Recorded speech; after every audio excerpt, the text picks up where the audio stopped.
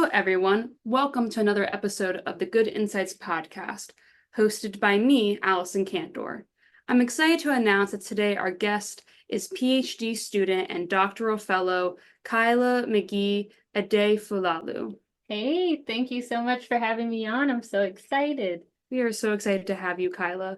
First, I would like to give more of an introduction about Kailah. Kailah is a fifth-year PhD student in the Cultures, Institutions, and Society program at the Harvard Graduate School of Education.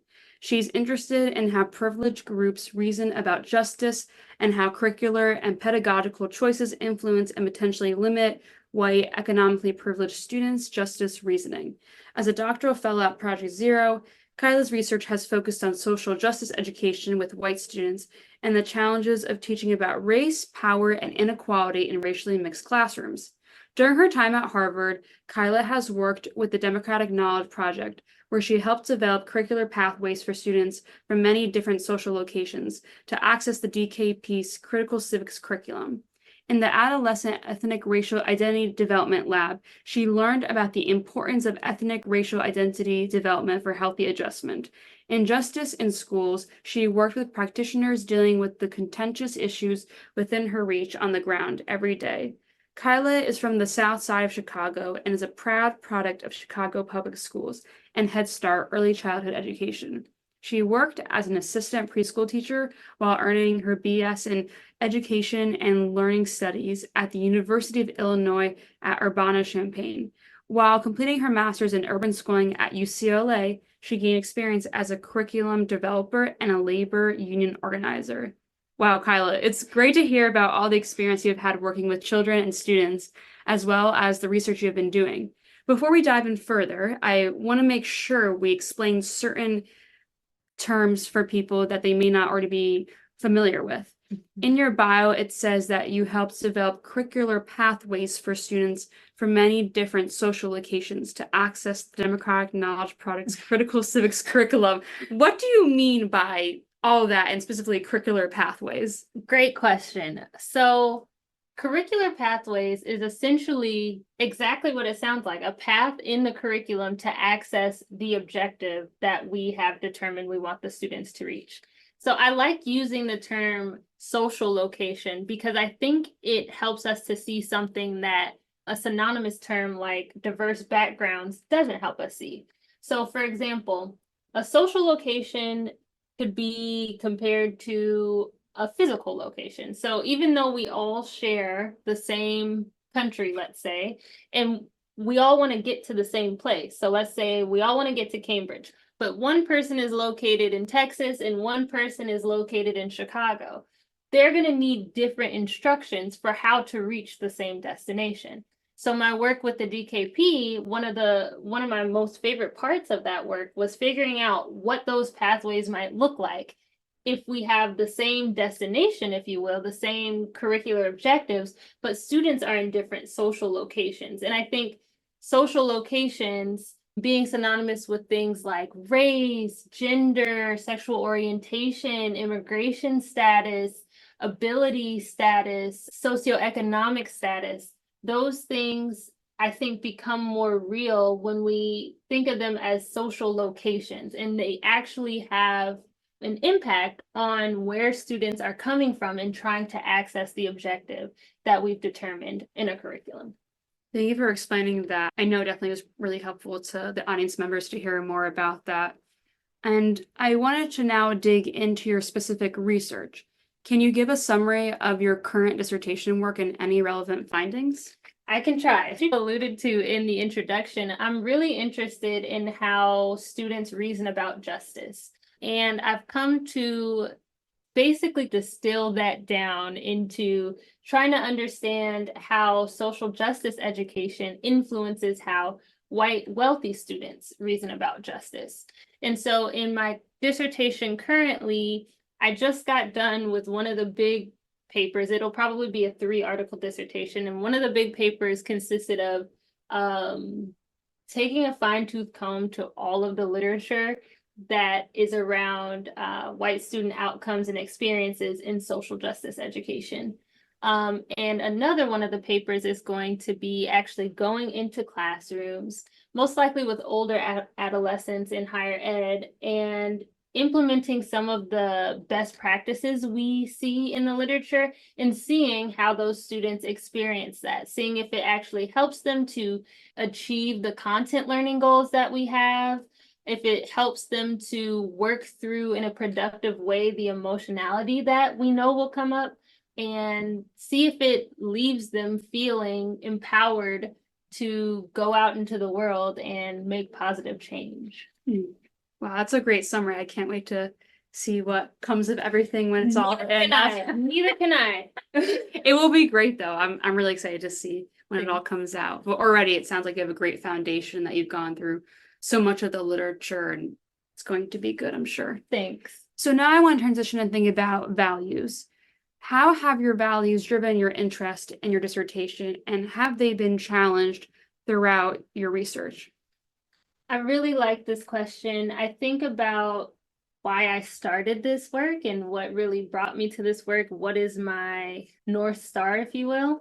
And I think about that as really on a mission to help liberate minds and help students be fully equipped for deliberation and participation in society. And when I entered into education, I started with a focus on Black students, actually. Because of my social location, it better positioned me to understand the challenges that students like me from backgrounds like me faced and potential ways to mitigate those. And I found myself getting frustrated as I moved through my graduate education, because all of my other peers, many of them white and many of them wealthy, also felt that they were perfectly positioned to help Black students. And I think that was really well-meaning, but I think that it left unexamined the ways in which white folks have a role to play in inequity, which it sounds like, of course, obviously we know that, but when we sit down to do the work, it seems counterintuitive sometimes to then focus on white folks, because it's like we need to give all our energy and all our resources to people of color, to economically disadvantaged folks. And I just realized that there was a blind spot there, because empowerment of disadvantaged groups is only one piece of the puzzle. In order to create lasting change, we also have to look at those who are disproportionately advantaged, those who are most likely to go into positions of power and make the decisions that we're trying to correct for on the ground every single day. And so I started to think about basically think about what narratives were being told, what narratives were students having access to that influenced how they think about what's right, influence how they think about social responsibility. And I knew a lot of things. So my grandparents came of age in Jim Crow. My dad's from Mississippi. Like, I had a lot of counter narratives just growing up as a Black kid in Chicago, through the Great Migration and all of that. But I started to think these narratives that I know that help me to question the social order, help me to think about, is this right? Is meritocracy real? Those questions are not necessarily available to wealthy white students. And so I started to think about the ways in which those questions help me to imagine different possible futures. It helps me to imagine or to see different impediments to equality that don't seem real to wealthy white folks who have never met someone who went through the Great Migration, or have never heard of redlining, or don't know about these systemic injustices that create the reality that we see today, the inequitable reality that we see today. And so I started to think about, is it ethical for those students to not have access to those counter narratives, essentially? Because not only does it stop them from being able to make decisions that materially affect people of color and poor people as they matriculate into high power professions, but it also hinders their ability to imagine possible futures, right? Like, it hinders their ability to make decisions that are not hindered by this sort of blinders that a lack of access to counter narratives. Yeah, that's a really great point about thinking how we can't just put all the resources just helping students or people of color. It's also helping white students think about it as well. When we're generally thinking about the ideas of good work, at the Good Project, we think about good work being related to the 3 E's of excellence, engagement, and ethics. Excellent work would be high quality work. Being engaged in your work would mean doing work that is meaningful to you, and being ethical, which relates to thinking about the social good or social responsibility. Kailah, how would you say that your work connects to any of these ideas of the 3 E's? I see all of them relating to my work, but what specifically stands out to me is the ethical piece. Ethics undergirds all of what I think about, and it's been a real exercise in trying to figure out how to balance the ethics of quote unquote of treating all students fairly in a society where all students aren't positioned fairly, if that makes sense. So I have to think about questions like, is it ethical to direct attention away from students of color, from low-income students, and direct more attention, more resources to thinking about white students, to thinking about wealthy students? What are the ethical dilemmas inherent in that? And it's wrought with ethical dilemmas. I see, though, the excellence and the rigor of taking the long view. I think it feels, and it can feel awkward for me to say, okay, let's take some time to think about this. But when I think of the long view, I see that I see that focusing only and completely and solely on empowerment of disempowered groups really leaves a blind spot for thinking about how do we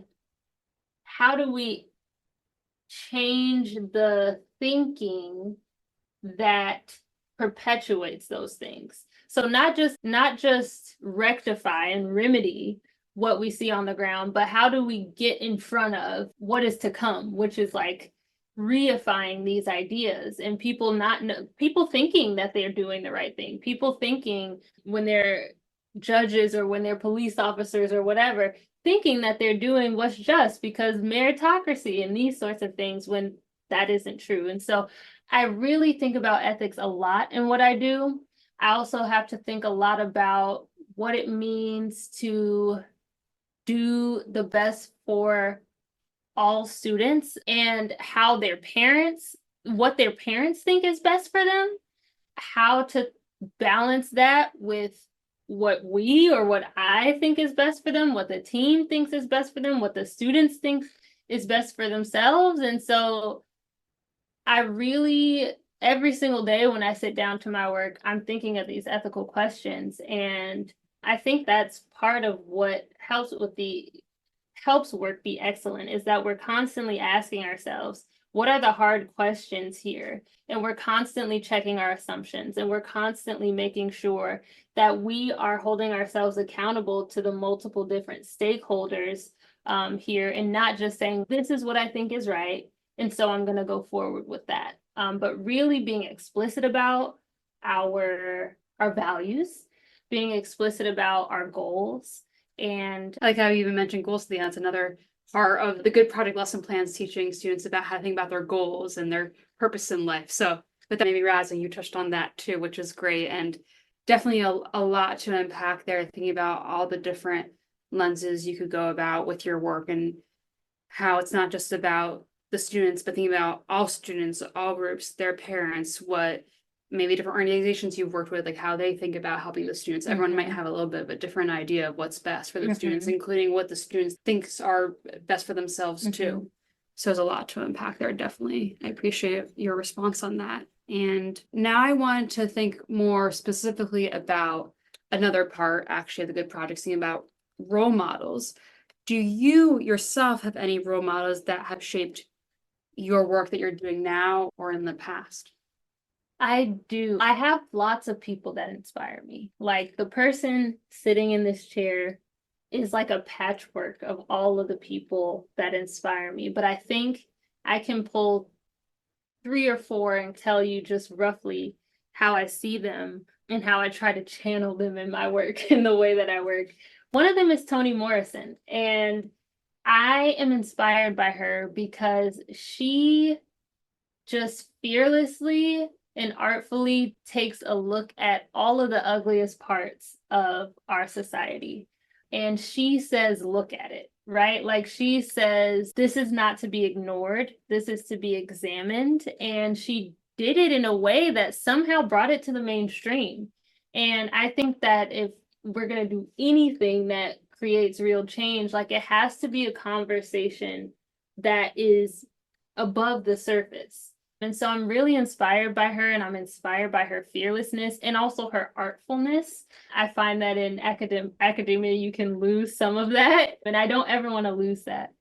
Another person who inspires me is Dr. Adriana Umania Taylor, who is a developmental psychologist. So very complete opposite of artful, very meticulous, very rigorous, lots of measurement. And she inspires me because she inspires me to be careful. She inspires me to be rigorous, to be meticulous about the work, and to make sure that things can be, as much as possible in social science work, replicable, that people can look back and say, wow, how did you do this? How did you come to this conclusion? And that's something that I want. I think the rigor of her work inspires me and helps me to hold myself to a very high standard. I had the privilege of working with her for a couple of years in the ethnic racial identity development lab, and just watching her work and watching her run a large group, a large lab was just like, wow, it was really inspiring for me. So, and then to balance that out is Dr. Sarah Lawrence Lightfoot, who's like a humanist, right? Who does this incredible qualitative research and really brings the human forward and brings the complications of the human forward and does it artfully. So I want to balance that rigor with also just the messiness of humanity. And finally, and this is going to sound maybe funny, Jesus Christ, okay? Jesus inspires me. And here's why. I need so much compassion to do this work.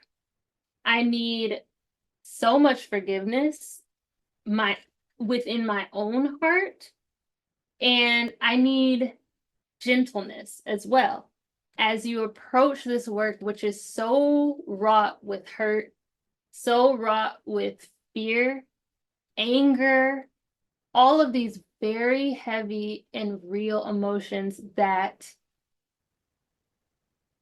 probably more than science play a role in how we make decisions. And as a Black woman working with white people who in college and in all other, I've been taught like they don't want to do right. I've been taught like all of the information is here for them and they still choose to perpetuate inequality. And so it took for me to really step back, to really humanize, to really find compassion, and also look at the science and understand how do privileged groups really think about justice. So it was really a balance of being compassionate and like forgiveness so that I can look at the science and figure out how do we as humans navigate systems of inequality. And Jesus helps me do that because Jesus is like, look, forgive, be compassionate, and be gentle in how you approach things. And so it's a balance of accountability, rigor, artfulness, gentleness, all of these things. So those 4 people, I think, give you a good perspective of on my inspiration for this work. Mm-hmm. Yeah, it's like all the different ways of thinking about it. And again, I do agree, like with the emotion part too, people are really driven by emotions when making decisions, and even more things we talk about in the lessons too, this perspective taking when students are thinking about different dilemmas in their life or in the future, and they're careers, or thinking about also, dealing with their emotions on a daily basis when thinking about the different perspectives while making decisions. So that relates too. And going off of that as well, I wanted to think about possible dilemmas in your work. I think you mentioned that before. But if you want to dive a little deeper into that, would be great if you have any dilemmas. It could be interpersonal or intrapersonal. And if you have any of these dilemmas you want to talk about from your work, how have you worked through those and what have they taught you? This is such a good question because I walk a thin line in my work, and my work can be easily misread. And I think that's one of the biggest interpersonal dilemmas, is how I'm read for the work that I'm trying to do. And so I walk a thin line as being misread by being too generous to white folks, by recentering whiteness, by pandering or giving too much weight to white emotionality. Like in a lot of this critical work, we are supposed to name those things. It's about accountability, and it's about facing those things head on, right? And so I can be seen as someone who is not down with that stuff for real. And then on the other side, I can be read as being strategically trying to bring white students into some sort of quote unquote social justice agenda. And I walk that line. So that has been one of the biggest dilemmas. And I think what has helped me navigate that dilemma has been, as I mentioned before, constantly checking myself. What is my motivation? Where do I land on this? What are the assumptions undergirding my work? But really being explicit about it. So anytime I make a presentation or in my writing, I address, here's what motivated me to come here. I'm very honest about the frustrations that brought me to this work, and I'm honest about how I think it is for the good of white children to have all the ideological resources available to them to reason about justice and to reason about the futures that they want to help shape with the disproportionate power that they're going to have. So I'm very explicit about that in my work. And in that way, I feel that I can feel that sense of integrity with myself, and I can stand firm in what I'm doing. And I have found very positive responses to that on the whole. That's been really helpful navigating that. And an intrapersonal dilemma has been my health, has been feeling quite limited by poor health, by not being able to be productive, by not being able to make it to as many engagements as I would like to, and not being able to spread the word. And I'm still learning how to navigate that one. So when I figure that out, I will let you know. But I think I found being explicit about that has been helpful too, and just trying to figure out ways to set a plan A, a plan B, and a plan C, and also just practicing self-compassion has been so helpful for me in navigating that. Thank you for sharing that. And yeah, it's important to have compassion for ourselves. And then in terms of when you're going out and talking about your work in person with other people who might be skeptical, I like how it's really about the framing and about the terms people use, and saying, I want to help your children or you as students shape a better world, not just for other people I'm saying that you might affect with your power, but so you can have a good future too, and productive member of society or a good citizen. Exactly. And feel really good about the decisions that you make, because you've considered all of the possible points that you can consider. You've had compassion for all of the groups that you'll be making decisions for. You know the facts, and you know how to critically deliberate about these things. And you value each human being as a human being, as opposed to be functioning under what we're all conditioned to function under with white supremacy, as some people are less than, some people are less deserving, some people should have to sacrifice while others shouldn't have to sacrifice, and these sorts of things. So really feeling resting in that I've done the work, and feeling confident then about the decisions that result from that. And thinking about if teachers are listening to this podcast and strategies to help them, what advice would you give to educators who want to talk more in the classroom about race or specifically non-dominant accounts of history, but can't because they feel misaligned from their school's mission and leadership opinions? This is such a tricky question, and I, in some ways, don't feel very qualified to speak on it, but and also something that's interesting is in Justice in Schools, we had a conversation with a school district who was actually being sued by a group of parents who felt that the teachers were indoctrinating, that was the word I was looking for, were indoctrinating their students. So it was a group of right-aligned parents who felt that the district, that the teachers, and even that the leadership, by allowing the teachers to teach, I can't remember exactly what it was, but it probably has something to do with critical race theory. We're stepping all over their rights. And the stress that was in that room, in that Zoom room, with the teachers who were named in a lawsuit, who were facing losing their jobs, was you could cut it with a knife. And so I think because I know the weight of this question, it feels difficult to speak on.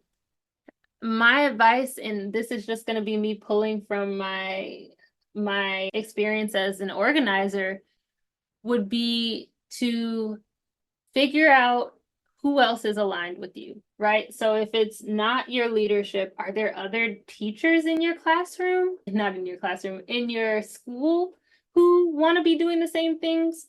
Are there other teachers in the district who want to be doing the same things? And if there aren't, are there other teachers that you can connect with using social media and figure out what strategies they've used to rally behind the things you want to be teaching about? There is power in numbers, and I think not only is there power in numbers, but the ideas that we can generate when we get together are very powerful. And another piece of advice would be to try to use research in your presentation of what you want to do, and in your conversations with parents, try to use research to show them the benefits to their students that they will be getting from this. I think connecting with parents as much as you can, they're going to be angry, but I wonder if there could be ways that you could distill some of the research into little tidbits that will show parents the gains that their students will be making. Parents really like to see, how is this going to prepare my student for the global economy or something like that? So just really thinking about what positives, what material gains you can get from this stuff could be potentially helpful.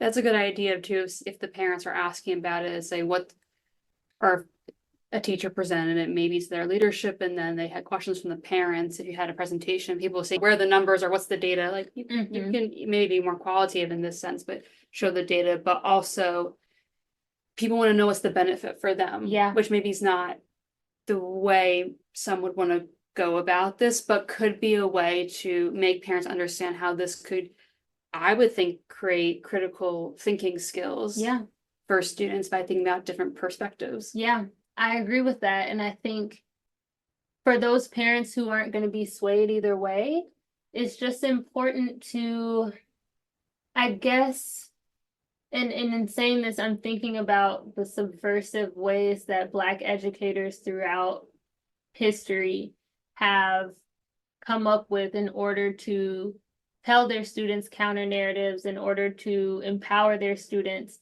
and close the door and tell them what they really want to tell them. You have to think about what you're willing to put on the line and then go from there. It's very, I don't know, it's tricky work. I don't envy teachers for the position that they're in. Yeah, it's very difficult. And even I've been on like a Zoom presentation or a panel where people are talking about there's different laws in different states that are dictating what teachers may or may not be able to say in the classroom. And I remember this teacher talking and saying, those terms are vague. So you don't even know what's crossing the line, what's not. Or you don't even know if a parent will bring something up or if it's will bring something home, and it's all very difficult and fraught with ethical dilemmas and all of that, as we discussed before.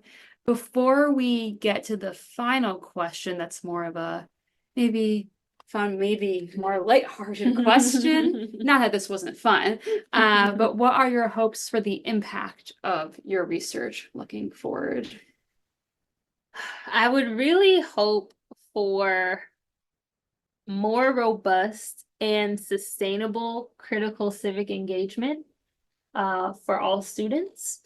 I would hope for less anxious and less uninformed, so better informed white people making decisions for the masses. Those white folks that are in that position, I would hope that they would be less anxious to tackle conversations about race head on, that there would be less colorblind racial ideology, which really blind us from addressing systemic inequalities.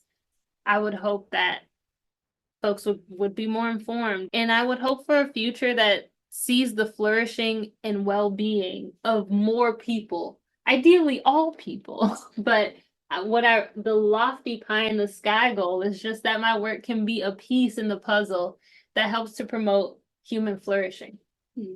I love that, how you're coming from all these different angles, but ultimately saying we want to help everyone. Yeah.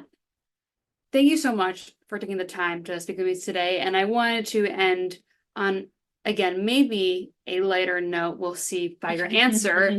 But what piece of media have you turned to recently or in the past for inspiration? This piece of media could be a podcast, a book, movie, TV program, or something else. The most recent thing that I was inspired by was the Celtics game last night. And this is really funny because I'm not a sports person. I was never interested in sports. I think this was the first basketball game that I watched from start to finish. And I was just inspired, like viscerally inspired. Like one of the players, God bless him, he got his tooth knocked out. He got trampled, he got his tooth knocked out, and he got up and kept playing. And I'm not one to promote just push through at all costs, but my goodness, was that inspiring. So technically, that is the most recent thing that I was inspired by. Go Celtics. Now, what I'm regularly inspired by is YouTube. And I think this kind of aligns with who I am as a social scientist. I just love a peek into the inner worlds of different people. And YouTube has been really inspiring for me because I can see people from all different walks of life finding value in their walk. And I can see people from all different walks of life having dilemmas and figuring out ways through them. I can see how they reason. I can see what they value. And I find it inspiring because it reminds me that I'm a whole person and that no one piece of my identity defines who I am. And as I've been going through this health struggle, that is so important to remember. And also watching YouTube helps me with compassion. It helps me to see the tiny little things we get caught up on as just human beings, or the big things that we want to commit our lives to. YouTube, just as a peek into other people's lives, inspires me about the richness and the complexity of human life. And that just makes my little social scientist brain light up. I love that. Yeah, YouTube is a fun place. I feel like people are more on TikTok now and Instagram, but YouTube is still there for sure. YouTube is still there. It's still there. I am definitely a millennial that does not use TikToks. YouTube is there. YouTube is there for sure. You have to actually have a longer attention span to watch the videos. So that's good. That's a plus. But again, thank you so much, Kailah, for coming onto the podcast to speak about your research and how it connects to the ideas and concepts related to good work. And thank you for everyone who tuned in for the podcast today, for this episode. If you want to learn more about The Good Project, you can visit www.thegoodproject.org.